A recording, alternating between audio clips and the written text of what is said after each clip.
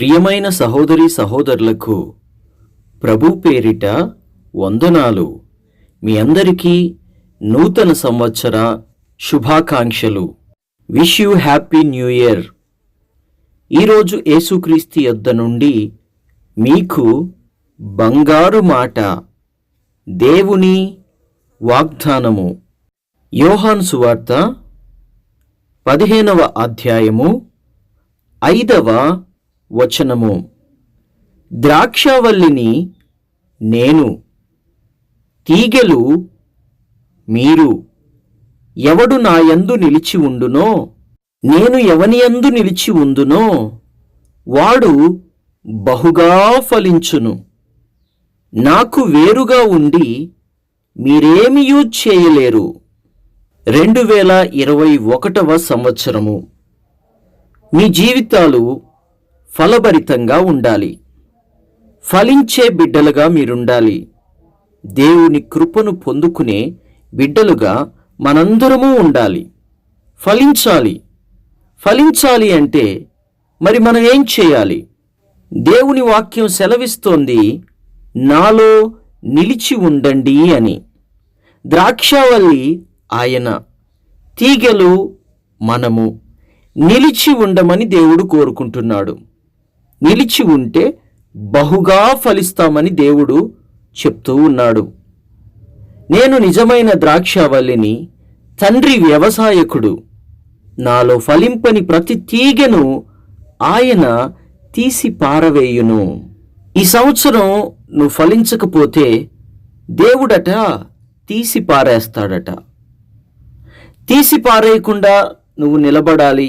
నీవింకా ఉండాలి అంటే ఫలించాలి. ఏం ఫలించాలి? గలతీలకు రాసిన పత్రిక 5వ అధ్యాయము 22వ వచనము. అయితే ఆత్మఫలమేమనగా ప్రేమ, సంతోషము, సమాధానము, దీర్ఘశాంతము, దయాళుత్వము, మంచితనము, విశ్వాసము, సాత్వికము, ఆశ నిగ్రహము. ఇవి విశ్వాసుల ఆత్మఫలం కాదు. విశ్వాసిలో దేవుని ఆత్మ ఫలింపజేసిన ఫలం. ఇవి సొంత ప్రయత్నాల వల్ల వచ్చినవి కావు, వచ్చేవి కానే కావు. అలాగని విశ్వాసి చేతులు ముడుచుకొని ఏమీ చెయ్యకుండా కూర్చోవాలని కూడా కాదు. పవిత్రాత్మలో జీవించాలి. పవిత్రాత్మ ప్రకారం నడుచుకోవాలి. అలా కాకుంటే అతని జీవితంలో ఈ ఫలము కనిపించదు. ఫలం అనే మాట కాలక్రమేణా జరుగుతున్న అభివృద్ధిని సూచిస్తుంది. మత్తయి సువార్త 13:23 ఏమని రాయబడి ఉంటుందో తెలుసా? మంచి నేలన విత్తబడిన వాడు వాక్యము విని గ్రహించువాడు. అట్టివారు సఫలులై ఒకడు 100 ఒకడు 60 ఒకడు 30 ఫలించును. ప్రకృతిలో పండ్లు కాయాలంటే ముందు విత్తనం నాటాలి. మొక్క లేకపోతే చెట్టు ఎదగాలి. అప్పుడు పండ్లు కనిపిస్తాయి. ఆధ్యాత్మిక ఫలం కూడా అలాగే. మనం క్రీస్తులో మొదట నమ్మకము ఉంచినప్పుడు తరచుగా ప్రేమ, ఆనందం, మనశ్శాంతి ఒక్కొక్కసారి పెళ్ళుబుకుతాయి. అయితే ఇవి అభివృద్ధి చెంది పరిపక్వమై ఇతర ఆధ్యాత్మిక సుగుణాలు వీటికి తోడవ్వాలి. సహనం, విశ్వసనీయత, ఇంద్రియ నిగ్రహము కొంతకాలం పాటు ఎదగాలి. పేతురు రాసిన 2వ పత్రిక 1వ అధ్యాయము 5వ వచనము నుండి 8వ వచనం వరకు ఏమని ఉంటుందో తెలుసా? ఆ హేతువు చేత మీ మట్టుకు మీరు పూర్ణ జాగ్రత్త గలవారై మీ విశ్వాసమునందు సద్గుణమును, సద్గుణమునందు జ్ఞానమును, జ్ఞానమునందు ఆశా నిగ్రహమును, ఆశా నిగ్రహమునందు సహనమును, సహనమునందు భక్తిని, భక్తి యందు సహోదర ప్రేమను, సహోదర ప్రేమయందు దయను అమర్చుకొనుడి. ఇవి మీకు కలిగి విస్తరించిన ఎడల అవి మన ప్రభు అయిన యేసుక్రీస్తును గూర్చిన అనుభవ జ్ఞానము విషయములో మిమ్మును సోమరులైనను నిష్ఫలులైనను కాకుండా చేయును. తన పిల్లలలో ప్రతి వ్యక్తికి ఈ జాబితాలోని ప్రతి లక్షణము ఉండాలని దేవుని కోరిక. దేవుని ఆత్మకార్యము ద్వారా ప్రతిదీ మనకు లభించడం సాధ్యం. పౌలు ప్రేమను మొదటగా చెప్తూ ఉన్నాడు.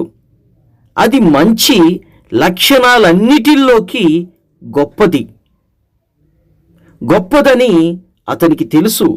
కొరింథీయులకు రాసిన మొదటి పత్రిక 13వ అధ్యాయము 13వ వచనము. కాగా విశ్వాసము, నిరీక్షణ, ప్రేమ ఈ మూడును నిలుచును. వీటిలో శ్రేష్టమైనది ప్రేమేనట. విశ్వాసం ఉండాలి, నిరీక్షణ ఉండాలి, అలాగే ప్రేమ కూడా ఉండాలని దేవుడు మాట్లాడుతున్నాడు. అంటే ప్రేమను నువ్వు ఫలించాలి.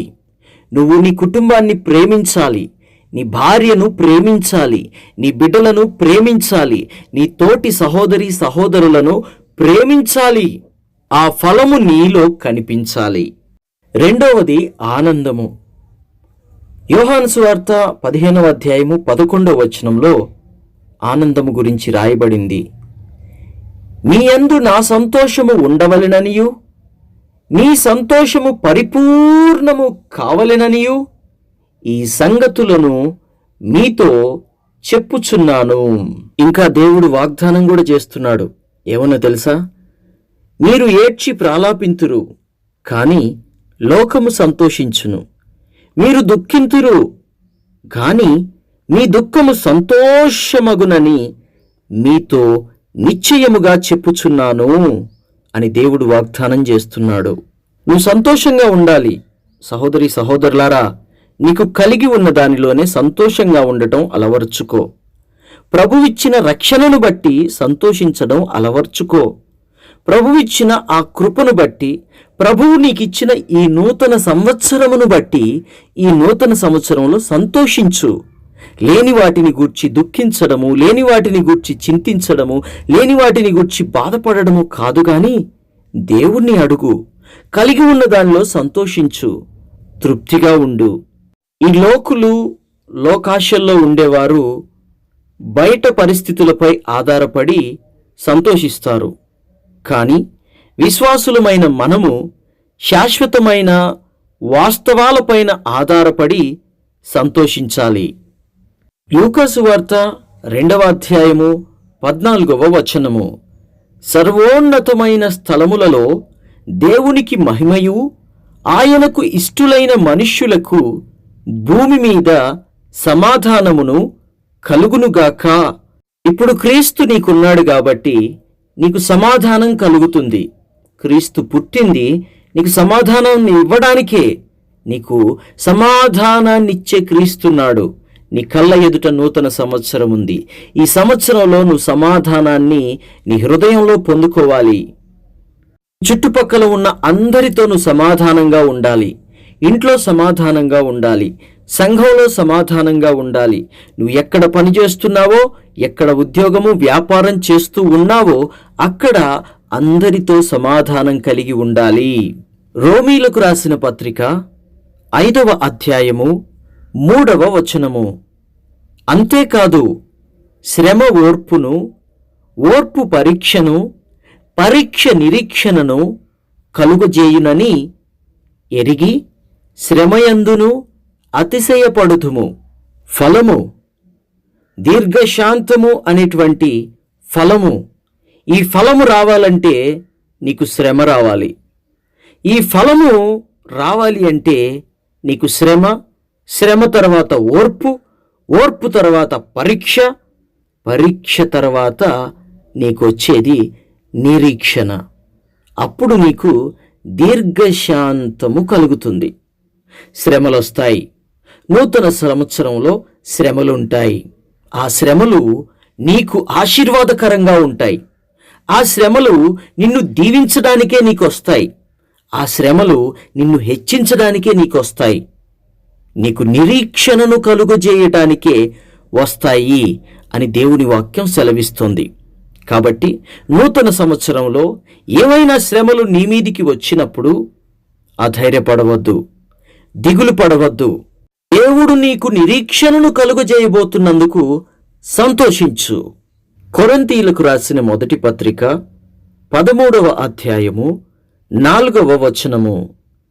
ప్రేమ దీర్ఘకాలము సహించును, దయచూపును, ప్రేమ మత్సరపడదు, ప్రేమ డంబముగా ప్రవర్తించదు, అది ఉప్పొంగదు, అమర్యాదగా నడువదు, స్వప్రయోజనమును విచారించుకొనదు, త్వరగా కోపపడదు, అపకారమును మనస్సులో ఉంచుకోదు, దుర్నీతి విషయమై సంతోషపడక సత్యమునందు సంతోషించుదుము. నీలో దయ కనిపించాలి అంటే నీలో ప్రేమ కనిపించాలి. ప్రేమ కనిపిస్తే నీలో దయ ఉన్నట్టే. దయ కనిపిస్తే నీలో ప్రేమ ఉన్నట్టే. రోమీలకు రాసిన పత్రిక 15వ అధ్యాయము 14వ వచనము.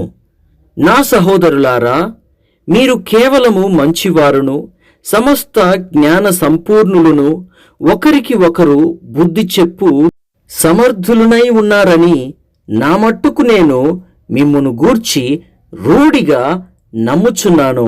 మంచివారు ఏం చేస్తారు? ఒకరికి ఒకరు బుద్ధి చెప్పుకుంటారు. బుద్ధి చెప్పుకోవడానికి సమర్థత కలిగి ఉంటారు. ఆ మంచితనము అనే ఫలము నీలో కనుగొనాలి ఈ సంవత్సరము దేవుడు. మత్తయి సువార్త 24వ అధ్యాయము 45వ వచనము. యజమానుడు తన ఇంటి వారికి తగిన వేళ అన్నము పెట్టుటకు వారిపైన ఉంచిన నమ్మకమైన వాడును బుద్ధిమంతుడునైన దాసుడెవడు? యజమానుడు వచ్చినప్పుడు ఏ దాసుడు ఇలాగు చేయుచుండుట అతడు కనుగొనునో ఆ దాసుడు ధన్యుడు. అతడు తన యావదాస్తి మీద వానిని ఉంచునని మీతో నిశ్చయముగా చెప్పుచున్నాను. అయితే దుష్టుడైన ఒక దాసుడు నా యజమానుడు ఆలస్యము చేయుచున్నాడని తన మనసులో అనుకొని తన తోడి దాసులను కొట్ట మొదలుపెట్టి తాగుబోతులతోనూ తినుచు తాగుచూ ఉండెను. ఆ దాసుడు కనిపెట్టని దినములోను వాడనుకొనని గడియలోను వాని యజమానుడు వచ్చి వానిని నరికించి వేషధారులతో కూడా వానికి పాలు నియమించెను. అక్కడ ఏడ్పును పండ్లు కొరుకుటయు ఉండును. చూసారా, నరికి వేస్తానంటున్నాడు దేవుడు. మరలా ఏమి లేకపోతే, ఫలము లేకపోతే, విశ్వాసము లేకపోతే, విశ్వసనీయత లేకపోతే దేవుడు నరికి వేస్తానంటున్నాడు. కాబట్టి సహోదరి సహోదరులారా, దేవుడు ఏ క్షణాన్ని వస్తాడో ఎవరికీ తెలియదు. ఆయన నిన్ను అనేకమైన వాటి మీద నియమించాలి అంటే నువ్వు నమ్మకంగా ఉండాలి, విశ్వాసంగా ఉండాలి, ఆయన దృష్టికి నమ్మకస్తునిగా కనిపించాలి. ఏ రోజన్నా దేవుడు నిన్ను ఆశీర్వదించాలని చూసినప్పుడు నువ్వు మంచి పనులు చేస్తూ దేవుడికి కనబడినట్లయితే దేవుడు నిన్ను అద్భుతముగా ఆశీర్వదించి దీవిస్తాడు. అనేకమైన వాటి మీద నిన్ను నియమిస్తాడు. పెత్తనము నువ్వే చేయవచ్చు. అలా కాకుండా వాడు తాగుబోతు చేసినట్లుగా నువ్వు చేస్తే యజమానుడు ఎప్పుడొస్తాడోలే, కళ్ళ ఎదుట ఉన్నదాన్ని అనుభవించాలి. యవ్వనము ఐస్ క్రీము లాంటిది, అయిపోతే తిరిగి రాదు. అది వాడినా వాడకపోయినా, తిన్నా తినకపోయినా కరిగిపోతుంది. కాబట్టి ఇష్టం వచ్చినట్టుగా వాడేయాలి. నా పరిస్థితులన్నీ నా చేతిలో ఉన్నాయి, ఇష్టం వచ్చినట్టుగా వాడేయాలి అని నువ్వు అనుకోవద్దు. దేవుడు ఏ క్షణాన్ని వస్తాడో నీకు తెలియదు. నువ్వు ఊహించని క్షణంలో, నువ్వు ఊహించని రోజు, నువ్వు ఊహించని గడియ ఆయన వచ్చేస్తాడు. అలా వచ్చినప్పుడు ఆయన దృష్టికి నువ్వు పనిచేస్తూ కనిపిస్తే, పనిచేస్తూ కనిపిస్తే దేవుడు నిన్ను అనేకమైన వాటి మీద నియమిస్తాడు. అలా కాకుండా తప్పుడు పని చేస్తూ కనిపిస్తే తాగుబోతులతో, తిండిబోతులతో నీకు కూడా పాలిస్తాడు, నరికి వేస్తాడు, తీసి అగ్నిలో పడవేస్తాడు. అక్కడ ఏడ్పు, పండ్లు కొరుక్కోవడం తప్ప మరేమీ ఉండదని దేవుని వాక్యం స్పష్టంగా తెలియజేస్తోంది. కాబట్టి విశ్వాసము అనే ఫలము ఫలించండి. మీరు నమ్మకంతో జీవించండి. మీరు ఏ క్షణానైనా నా ప్రభు వస్తాడు, నన్ను తీసుకెళ్తాడు అని విశ్వాసముతో జీవించండి. అది మీకు మేలు.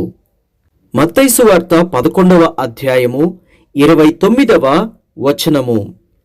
నేను సాత్వికుడను, దీన మనస్సు గలవాడను గనుక మీ మీద నా కాడి ఎత్తుకొని నా యొద్ద నేర్చుకొనుడి, అప్పుడు మీ ప్రాణములకు విశ్రాంతి దొరుకును. ఏలయనగా నా కాడి సులువుగాను నా భారము తేలికగాను ఉన్నవి. కాడి మోయాలండి. యేసయ్య కాడి మనము మోయాలి. ఆయన సాత్వికము గలవాడు, దీన మనస్సు గలవాడు. ఆయన యొద్ద మనం నేర్చుకోవాలి. ఆయన అంటున్నాడు, నా కాడి ఎత్తుకొని నా యొద్ద నేర్చుకోండి అంటున్నాడు. అప్పుడు ఏం కలుగుతుందంట? శాంతము కలుగుతుందంట, విశ్రాంతి దొరుకుతుందంట.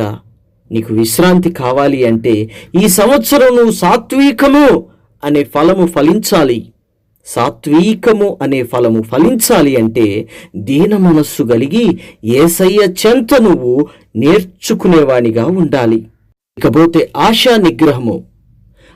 నిగ్రహము అనే ఫలమును ఫలించాలి. తిమోతికి రాసిన 2వ పత్రిక 1వ అధ్యాయము 7వ వచనము.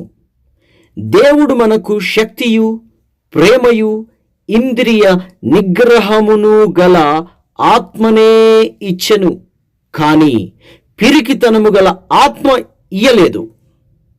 హల్లెలూయా. దేవుడు మనకి ఏ ఆత్మనిచ్చాడు? ఇంద్రియ నిగ్రహము గల ఆత్మ, అనగా ఆశను నిగ్రహించుకునే ఆత్మ. ఆశను నిగ్రహించుకునే ఆత్మను దేవుడు నీకిచ్చాడు. ఆశలు ఎన్నెన్నో పుడతాయి, కోరికలు ఎన్నెన్నో పుడతాయి, ఎన్నెన్నో తలంపులు వస్తుంటాయి. కానీ ఆశ కలిగిన ప్రతి దాన్ని మనము ఆశించొద్దు. నిగ్రహము కలిగి ఉండాలి. నీ మనసు కోరుకున్న దాన్ని, నీ శరీరము కోరుకున్న దాన్ని, నీ కళ్ళు కోరుకున్నవి నువ్వు ఆశపడవద్దు. వాటిని నిగ్రహించుకోగలిగిన ఆత్మనే దేవుడు నీకు ఇచ్చాడు, కానీ పిరికితనపు ఆత్మను దేవుడు నీకు ఇయ్యలేదు. ఇన్ని దేవుడు నీకింత రెడీమేడ్గా అన్నిటినీ కూడా దయచేస్తే పోయిన సంవత్సరం నువ్వు ఎలాగూ ఫలించలేదు. కానీ దేవుడు తన మహాకృపను చూపించి మరొక్క సంవత్సరం కూడా నీకు ఇస్తున్నాడు. ఎందుకో తెలుసా? ఈ సంవత్సరం అన్నా నువ్వు ఫలిస్తావని. మరి ఈ సంవత్సరం కూడా నువ్వు ఫలించకపోతే ఏం జరుగుతుంది? నరికి వేస్తాడంట, తీసివేస్తాడంట, తుంచి వేస్తాడంట. ఎందుకు అంటే నీ వల్ల భూమి ఎందుకు వ్యర్థం కావాలి? నువ్వు ఫలించవు, నువ్వు ఫలించట్లేదు, నీలో ఫలాలు కనిపించటమే లేదు. మరెందుకు నువ్వు భూమికి భారం? భూమి మీద ఉన్న దేవుని బిడ్డలకు ఎందుకు భారమని దేవుడు తాను తీసివేస్తాడట, తుంచివేస్తాడట. దాన్ని తుంచి పక్కన వేసినప్పుడు మనుషులు వచ్చి ఆ ఎండిపోయినటువంటి ఆ కొమ్మలన్నిటినీ తీసుకువెళ్ళి అగ్నిలో కాల్చి వేస్తారంట. కాబట్టి ప్రియ సహోదరి సహోదరులారా, నువ్వు తుంచబడే కొమ్మగా కాకుండా, తుంచబడే తీగగా కాకుండా నువ్వు ఫలించేటువంటి తీగగా ఉండాలి. ఫలాలు కనిపించేటువంటి తీగగా ఉండాలి. ద్రాక్షావల్లిని నేను, తీగలు మీరు. ఎవడు నా యందు నిలిచి ఉండునో, నేను ఎవని యందు నిలిచి ఉందునో వాడు బహుగా ఫలించును. ఈ సంవత్సరం నువ్వు ఆత్మ ఫలాలు ఫలించాలి, బహుగా ఫలించాలి. నీ కుటుంబము ఫలించాలి. ఏ స్థితిలో నువ్వు ఇప్పుడు ఉన్నావో వచ్చే సంవత్సరం ఈ స్థితి కంటే మెరుగైన స్థితిలో నువ్వు ఉండాలి. అది భక్తిలో కావచ్చు, ఆత్మీయతలో కావచ్చు, ఆత్మీయ ఫలాలలో కావచ్చు, ఆశీర్వాదాలలో కావచ్చు. దేవుడిచ్చేటువంటి అన్ని ఆశీర్వాదాలలో, ఫలాలలో ఇప్పుడు నీకు కలిగి ఉన్న సమస్తములో ఈ సంవత్సరం నువ్వు ఎలా ఉన్నావో వచ్చే సంవత్సరం అలా ఉండడానికి వీల్లేదు. ఫలము కనిపించాలి. కనిపిస్తే నువ్వు చాలా బాగుంటావు, కనిపించకపోతే దేవుడు తీసేస్తాడు. ప్రార్థన. తండ్రి, నీకు వందనాలు, స్తుతులు, స్తోత్రాలు నాయనా. ద్రాక్షావల్లిని నేను, తీగలు మీరు. ఎవడు నాయందు నిలిచి ఉండునో, నేను ఎవని యందు నిలిచి ఉండునో వాడు బహుగా ఫలించును. నాకు వేరై ఉండి మీరేమియూ చెయ్యలేరు అని చెప్తున్నావు తండ్రి. మేము ఫలించాలంటే నీలో ఉండాలి. మేము ఫలించాలి అంటే నీ మాట వినాలి. మేము ఫలించాలంటే నీ చిత్తము చెయ్యాలి. మేము ఫలించాలంటే నువ్వు ఏం చెప్తున్నావో ఎరిగి ఆ విధంగా నడుచుకోవాలి తండ్రి. అప్పుడు మాకు దీవెన, అప్పుడు మాకు ఆశీర్వాదము. దేవా, నీ కృప, నీ దయ, నీ కనికరము నాయనా ఈ వాక్యం వింటున్న ప్రతి బిడ్డ మీద ఉంచి ఈ సంవత్సరం ఫలింపజేయి నాయనా. ఆత్మ ఫలాలు ఫలింపజేయి. ప్రేమ, సంతోషము, సమాధానము, దీర్ఘశాంతము, దయాలుత్వము, మంచితనము, విశ్వాసము, సాత్వికము, ఆశానిగ్రహము ఫలింపజేయండి నాయనా. ఈ లోకరీతిగా గాని ఆత్మరీతిగా గాని ఫలింపజేసి నీ దీవెనాశీర్వాదములతో ఈ నూతన సంవత్సరం అంతా కూడా గడుచులాగున సహాయము చెయ్యమని యేసయ్య శ్రేష్టమైన నామములో ప్రార్థించుచున్నాము తండ్రి. ఆమేన్. తండ్రి, కుమార, పరిశుద్ధాత్మ త్రియేక దేవుని ప్రేమ, దీవెన సదాకాలము తోడై ఉండి ఈ సంవత్సరమంతా బహు ఫలములతో నింపునుగాక. ఆమేన్. ఎంతో ప్రయాసతోనూ భారముతోనూ చేస్తున్నటువంటి ఈ పరిచర్యకు సహకారులుగా ఉండండి. మీ కానుకలను, అర్పణలను స్క్రీన్ మీద కనిపిస్తున్నటువంటి అకౌంట్ నెంబర్కి పంపించి దేవుని పరిచర్యలో సహకారులుగా ఉండండి. దేవుని వాక్యం సెలవిస్తోంది, ఇవ్వుడి మీకు ఇవ్వబడును అని. మనిషి ఏమి విత్తుతాడో అదే కోస్తాడు అని. మీరు గొప్ప ఆశీర్వాదాల పంట కోయుదురుగాక. ఆమెన్.